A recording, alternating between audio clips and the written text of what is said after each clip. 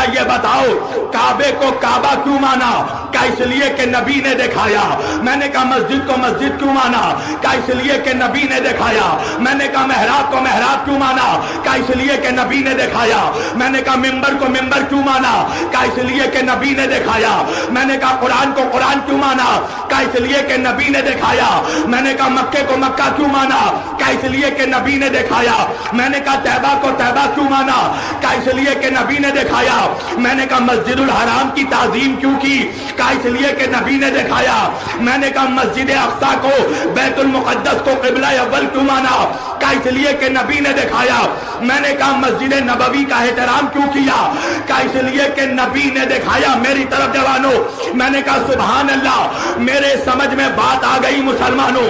تم نے کعبے کو کعبہ اس لیے مانا کہ نبی نے دکھایا، مکے کو مکہ اس لیے مانا کہ نبی نے دکھایا، مسجد کو مسجد اس لیے مانا کہ نبی نے دکھایا، محراب کو محراب اس لیے مانا کہ نبی نے دکھایا، مکے کو مکہ اس لیے مانا کہ نبی نے دکھایا، مدینے کو مدینہ اس لیے مانا کہ نبی نے دکھایا۔